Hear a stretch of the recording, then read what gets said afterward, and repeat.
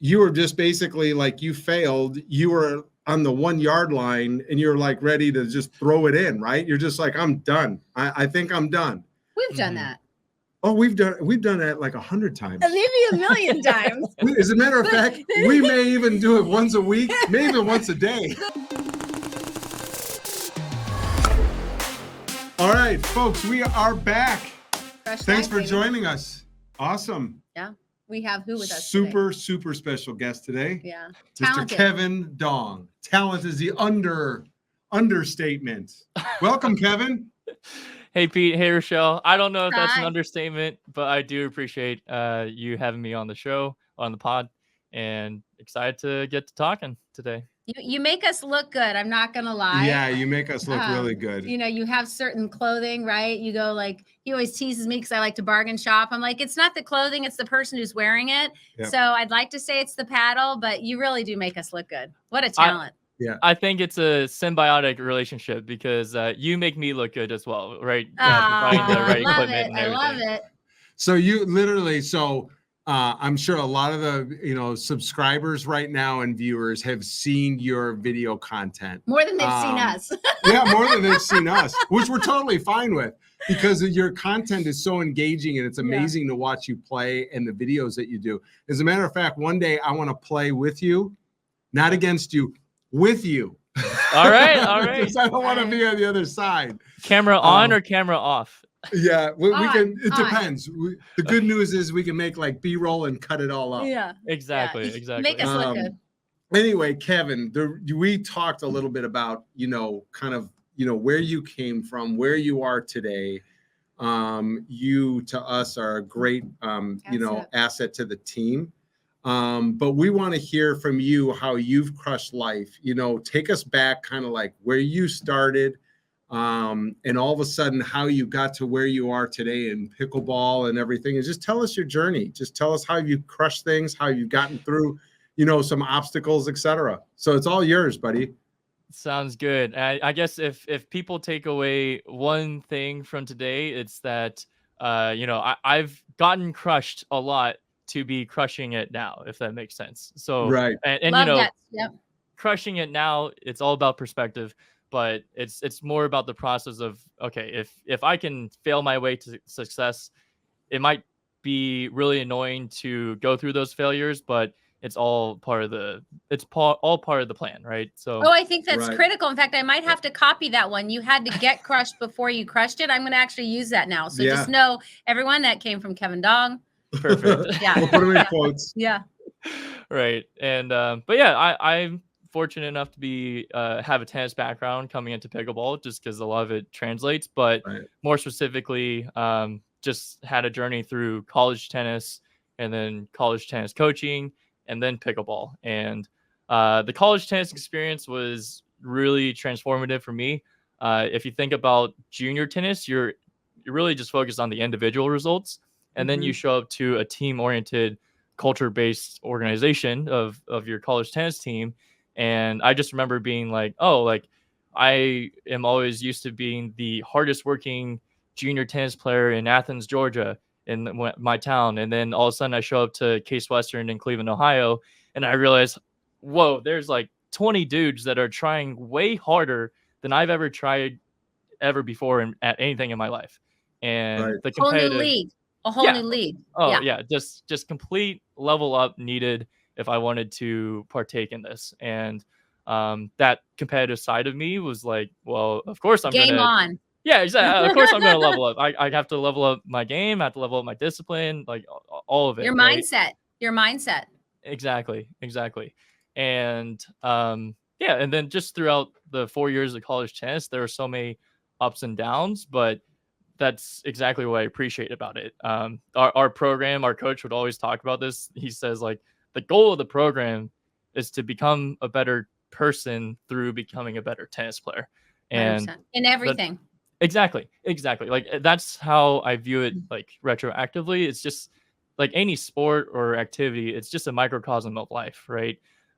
It's before you have the real deal of life. You go through it in your own activities. And but Funny you say that. I was Right. watching an influencer the other day, and he said he was talking about how I used to be chasing, now I'm attracting. And I thought that was really, and I'm not just talking like women. He was just talking in life in general. I was chasing after things, but now I'm attracting because I know who I am and I'm strong and confident. And so it's a game changer, that mindset. Right. No, absolutely. And yeah, I mean, honestly, one of the biggest mindsets to learn is like how to be resilient in tough situations, right? And I mean, at one point I was playing in the deciding match for the team at National Indoors. It's literally 3:30 a.m. So all my teammates are so tired because they've been playing tennis all day long. It's coming down to my match. I need to win for the team to win, and I'm battling it out in the third set. Everyone's watching, and I let everyone down. And it's just like, it's 3:30 a.m. right now. We're going back to the hotel. We're eating this cold pizza that was ordered at midnight before the pizza shop closed. And it's just like absolute misery. Like, and specifically, I mean, obviously everyone said that we lost, but like I felt the most guilty for being the last You felt one. responsible. Right. Yeah. And kind of going through that, there's just like different ways people can respond, right? You can complain about the situation, about being put there, about just blaming it on someone else or whatever. You can react a million different ways, but it's not just learning how to move on, but also how to move forward. And 100%. Yeah. Yeah. And I'll be pretty honest. Like a few months after that, I was this close to just telling the coach I'm done, I'm quitting. But just and I think that's where the most growth happens, right, Kevin? Exactly. That's where the most growth happens, when it's hardest, when you're pressed. Diamonds aren't made not under pressure. Diamonds are made under pressure. Wine is made by squishing grapes, right? So you could go on and on with all the, examples. No, I exactly. Cause I think that failure in a pretty epic way at 3:30 a.m. kind of initially set me on the path to maybe quit. But once I was able to, talk to teammates and just realize that this was the path that I wanted to go forward on, I feel like that was such a big source of fuel and motivation to really take it to the next level. And sure enough, like by my senior year, I was on the other side. I was clinching a couple of deciding matches against top 15 teams in the nation, and that was like something that I never would have done if I hadn't failed a ton beforehand. So right. And people don't see that, especially social media. We don't see all the failures. It's so important to talk about the failures so that us common people like myself, like all these young kids who really are the most people who are watching social media, it's okay to fail. It's not failing. It's you can't change what happened to you. You can change how you respond to what happened to you. 100%. And that's like the term, like an overnight success, or they had a breakthrough tournament. Yeah, no, it was years of failure that nobody wants to talk about. Exactly. No, that is. No, it's like what we instill, and I know we keep bringing our kids up, about it because why we do what we do. We're obviously parents, but we tell our kids, they look around, and we tell them, I said, if you look around, you will never see anyone that is successful.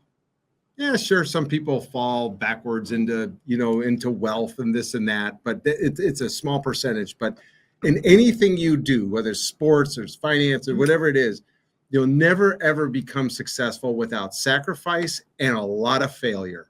And it's the only way. It's the only way, and that you learn from them. And where it sounds like where you were just basically like you failed. You were on the 1 yard line and you're like ready to just throw it in, right? You're just like, I'm done. I think I'm done. We've done that. Oh, we've done that like 100 times. Maybe a million times. As a matter of fact, we may even do it once a week, maybe even once a day. But the difference is we have children that are watching us. So Right. I think it's, we don't want to fail for our children. You are single, right? Not. I've been with my girlfriend. Not single. Okay, that's a news alert. All right, we don't have to ask you about that. But no kids. But you really are doing it because you want to do it. Is what I'm getting at. There isn't that pressure, and that's admirable. No, I that just I could not agree more. And that's sometimes the beauty of Division III athletics is that no one's paying you on scholarship to be there. Like if It's you're all there, hard. right, you are buying into the program. And but yeah, and especially in pickleball too, like unless you're one of the top pros with these huge contracts, you're actually Right. a net negative quite Yeah. significantly potentially to go and do the sport that you love and share this with experience with As others. Brett says, what's Brett say, honey? Let's go. Pickleball What? famous. Oh, pickleball You're famous. pickleball famous. We're like, is that really famous? Our middle son will be like, not really famous. I'm like, okay. Hey, we take what we can get, right? Yeah. Right. Yeah. Yeah. So So after here- that, tell us Oh, about go. Yeah. that. Keep going. I'm Yeah. sorry. Keep going on your journey here, because this is very cool to hear. And Yeah. this is what everybody needs to hear. Right. Well, so that's pretty quick transition from a storyline because after I graduated, played 4 years of college tennis. Then I, was working full time in finance, and it's not really acceptable to finish a meeting or send off an email and then just start cheering and going crazy. So I was like, all right, like I have this competitive itch. I'm not going to fulfill it in a professional workplace. So Right. I ended up volunteering as an assistant coach for my alma mater and was coaching college tennis. And then fast forward even more, and my girlfriend is a classical violinist and she needed to move to Cincinnati. Ooh. Oh. She, she can't work remotely since it's difficult to play a violin remotely. And finance is something that you can do remotely, and it's a lot less cool than what she does. So she won that battle, and now we're in Cincinnati. Smart man. Yes. Smart man. I say battle, but Yep. I love Cincinnati. The biggest thing that I had to give up was the coaching, which was the competitive side. That was like feeding my competitive nature. So then that's where pickleball comes in, Right. and it was like, okay, my buddy When did you start invites me. playing? I started playing, I think, in April of last year. So about You're this good just since sorry. April? April of 2022. I forgot that it's the end Okay. of Okay. January, but So so a year and a basically half. a year and a half, Year and a half. give or take. Okay. Yeah. Wow. And yeah, it was, my buddy asked me to sub in for a pickleball beer league that he was in. He didn't tell me that it was the semifinals and finals of the playoffs.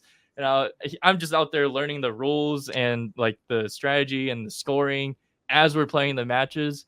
But fortunately, like everyone was a beginner and we were able to win both matches. Do you So still we play didn't- with beginners? Sometimes, but not as frequently. mostly One when game. One game. A Yeah. courtesy game? mostly if it's with family or my girlfriend's family or my girlfriend. That's I'll still play with all levels. You're coaching again. That's your Uh, coaching. Well, Yeah. I try not to. I try. Yeah. So I have a question for you though. So when you picked up, right? You picked up Mhm. and left. Mhm. And you moved to a foreign city in a sense, right? A new city. You left behind your coaching, your friends, family, all this stuff, and you Yeah. just moved to this new city. What was going through your head? Like it's like you had to like start. I mean, it's kind of like starting all over again, right? You're like, okay, what Yes. am I gonna do? And then all of a sudden you're doing these things. You have pickleball. Just tell us about that real quick, because No, there were some concerns, and part of sheer luck just had it that well, first off, like my girlfriend has all these like musicians that are friends, and her friends kind of became my friends as well. Sure. But classical music isn't something that I am super knowledgeable on, so it's not always the same connection. But I just got so lucky that two of my friends from college tennis happened to have moved recently to Cincinnati. Oh, wow. That's So awesome. it just could not have worked out any better in terms of timing. And those are the guys that got me into pickleball. So all it part kind of of God's plan. exactly know all it, went right? hand in Yeah. hand. Yeah. right. Yeah. But that's Okay, so actually- fast forward. Now you're in pickleball, right? Yes. You get introduced to it. Go ahead. Sorry about that. No, this is the funny part is that there were three of us that were ex-tennis players. We think we're so good. Oh, we're that arrogant, annoying tennis player that comes into pickleball, and we think that this thing is so easy, but it's fun.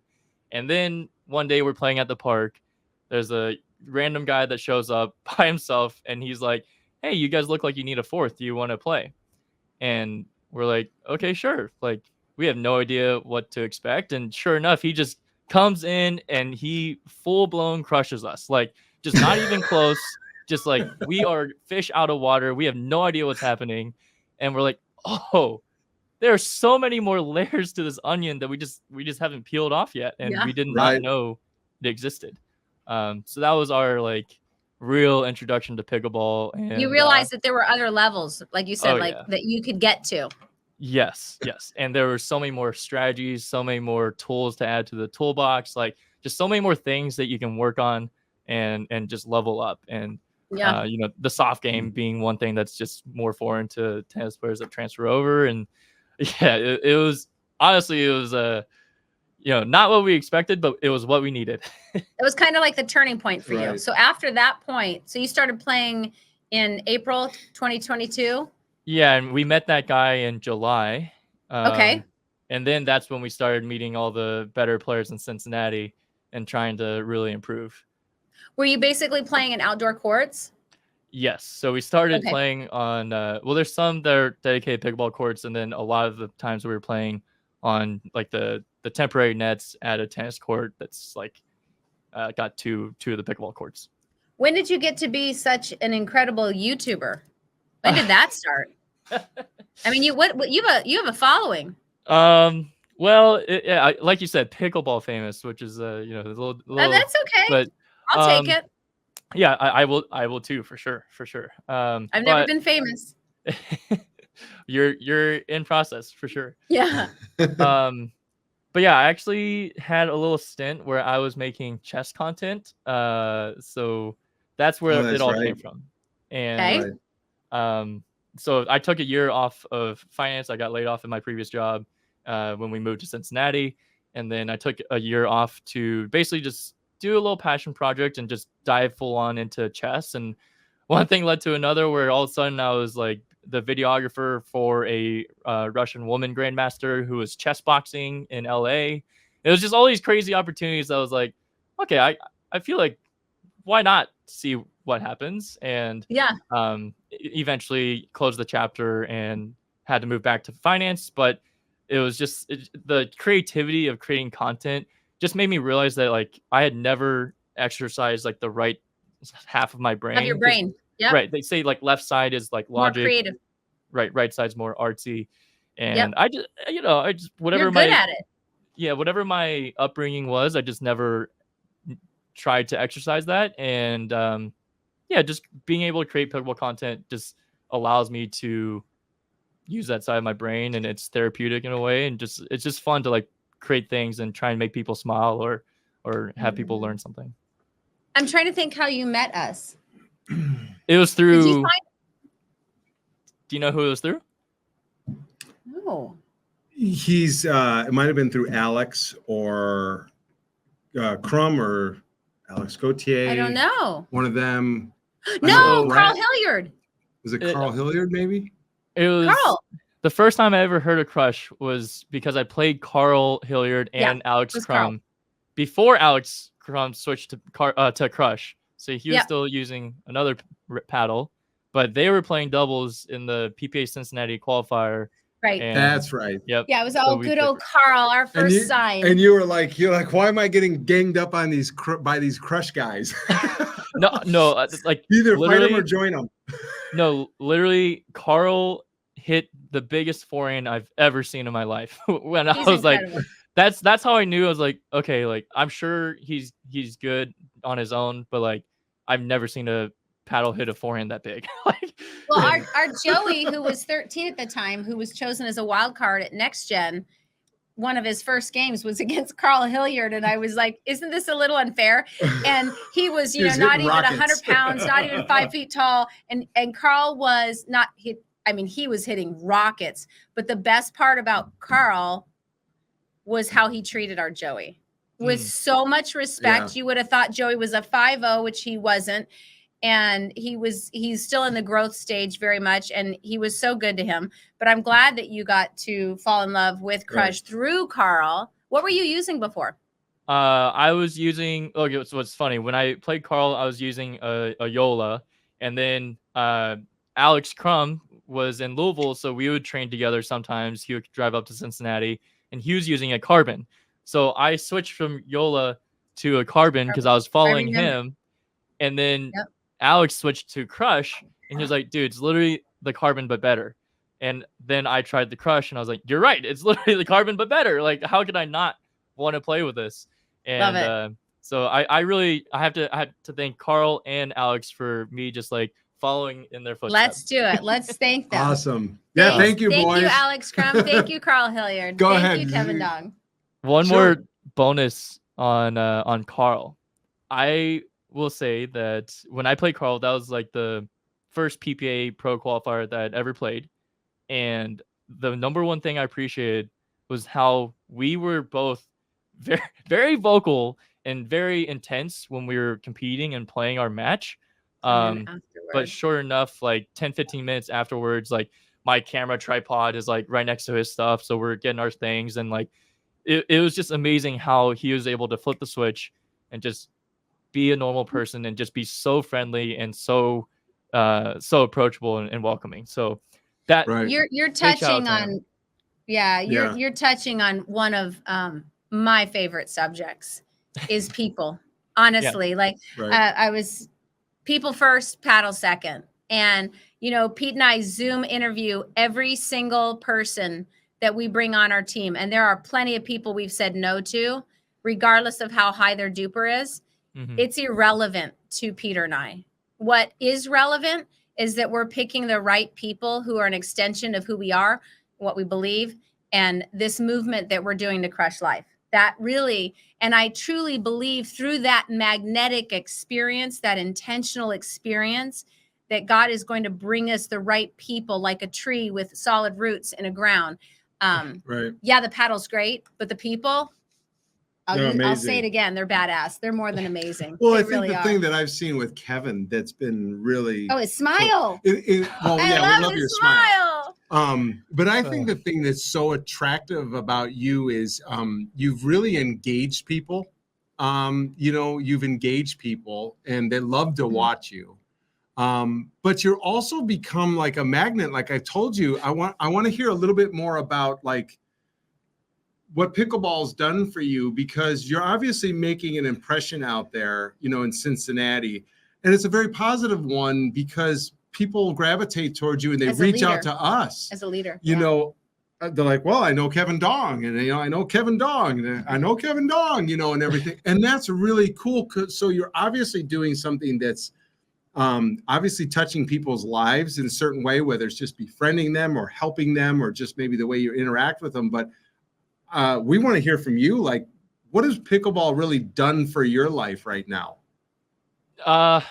Yeah, I mean, I think the one quick one is just it helps me use the right side of my brain, right? This whole content creation for pickleball, it just helps me, like it's almost like therapy, because it's just like I get to create something. To me it's a form of art, and it's just that is something that I did not have in my life 2 years ago.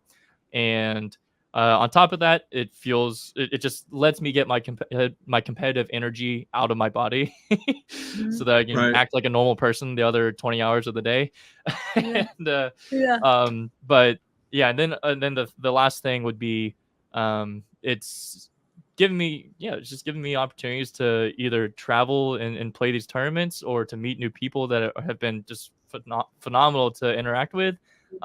And also organize an event here and there. So Crush actually yeah, you did a great job with that. You just touched on something that has been brought up in a few different episodes. It's therapy, and everybody needs their outlet, and pickleball's been a blessing in the sense that it's a positive outlet. It's a positive addiction. But more so as humans, depression is at an all-time high in the United States. I don't know what it's like in other countries, but I see it as a substitute teacher. I see it with the young kids, and they're looking for an outlet.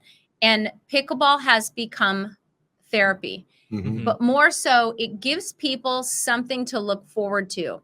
do you not, like, you get through your workday, you're like, I look forward to, if I had to write that, like we had to do a news article, like I look Right. forward to, what do you look forward to? Is pickleball one of those things? Oh, absolutely. Yeah. I mean, it's Yeah. spending time with Maggie, my girlfriend, and then Yeah. pickleball. Those are the two main things that I always look forward Right. to. I mean, that's cool, right? If Yeah. you're picking out of Right. millions and millions of words, I look forward to Maggie and pickleball. Shout out to Maggie. Yes, Shout out exactly. to Maggie. Shout out to Maggie. First and foremost. Yeah. And how many times do you play a week? Too many times, but probably 5 to 7. Wow. I think you were just going to do a shout out, weren't you? Well, I was gonna say we'll see if Maggie listens to this, but Oh, let's go, Maggie. So here's the other thing we wanted to ask you too. So I know you touched on it in the very beginning, like, and just re-emphasize it. You know, there's people out there that have not played pickleball. They're playing at maybe your level. They're playing at just a recreational level. But there's all these people that are going through similar trials in their lives where they just want to kind of like say, you know what, I'm done. I've had enough. It's just time to move on. What would you tell them? Like to say, hey, listen, how do you flip this switch? You know, what got you over, you know, the edge, you know, to just continue on and obviously get the success that you've had? I guess, do you mean in pickleball or in just in life in general, you know, like with sports, not necessarily pickleball, but just like, you know, how you wanted to quit playing tennis almost, you know, and it was kind of like, maybe I'm done, you know. What would your advice? Going. You're saying, like, what would your advice be, especially to young people, but people who are struggling? When you feel you're right there and you're ready to quit, how do you crush life? Like, what's Kevin's advice for that? So I mean, there are two different paths though, right? And like in my mind, sometimes maybe quitting is the right decision, and you choose a new path, right? You choose something new. That's an intelligent way of looking at it. Yep. Right. But whether you choose that new path or you stay on the one that you're on, it comes down to like what do you see as your core identity, right? Like, who are you as a person, and what gives you enjoyment, not what, you know, gives you the valleys and the dips in life, but what gives you enjoyment, and what do you feed on, right? Right. So for me, for the college tennis example, like this sounds, I don't know if this fits with my answer just now, but I was literally going to finish a workout and then go to the coach and quit. And during that workout, a lot of funny things happened. Some teammates got embarrassed, and I just realized, I was like, these are my brothers. These are my family. This is I my can't family. leave them. Right. We like, have I realized, those moments. We Right. have those Right. moments where life just gets hard, and you know, as a startup, right? And you know, life gets hard, and then one of our teammates will send us like a video or a picture or a meme or whatever, Right. and you're like, gosh, this is the reason. Like, our people, honestly, people first, paddle second. I mean, Right. it's how has the paddle changed your game as an athlete? If you know, how has the paddle changed your game? That's question one, and then I have question two. So answer one is that like the paddle for me, like what I was using before was the Carbon, which is known to be like a poppier paddle. So you're gonna get power, you're gonna get pop on your counters. But when I switched to Crush, I really liked that somehow it was incremental, even more power and more pop for counters. And at the same time, I gained a lot of the control back that I was sacrificing with the Carbon. So for me, it's kind of like, if you don't want to sacrifice feel and control, this is the poppiest paddle that you can get. So And spend less. And spend less. Yes. Yeah. Yes. And Yeah. for me, like I'm sure there's a lot of clips that I've published, but like I can scrap and defend and everything. And like when I'm running around defending and trying to extend points and then eventually reset and get back to the kitchen, like that feel is really important in that part of my game. So obviously the Crush has helped me tremendously with that. And then I can still be functional in the kitchen and try and counter things and have that pop on. That's helpful. That's helpful, because I'm not really a pickleball player. I just work for a pickleball company. Yeah. But you know, everyone has their place.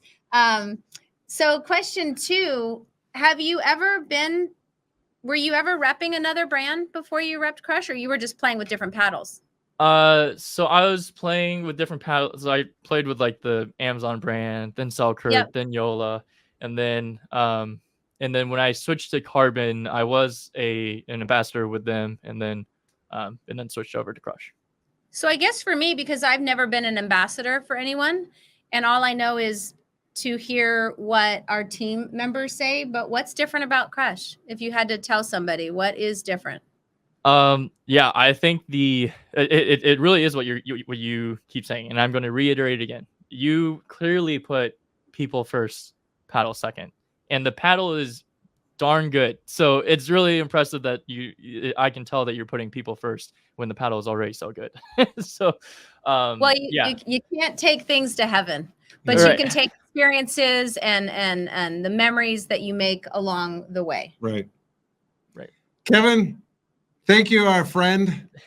You're awesome. Thank you. We love to watch you keep making awesome content. It's amazing. I actually try to emulate some of the things that you're doing when I'm out on the court. I'm like, all right, Kevin does this. No, don't, because I'll become a mockery. No, I love it. We'll put them side by side, and we'll see. That would be funny. We'll probably get a lot of views. That'll get a lot of views, right? Let's do that. And I'll get a lot of abuse. No, but really, thank you. Thank you for coming on. Thank you for being a part of our team. I hope that everybody out there subscribes. You're going to hear more awesome stories. Kevin's a pleasure to have on the team. Thank you. And we can't wait to see more. So thanks again, Kevin.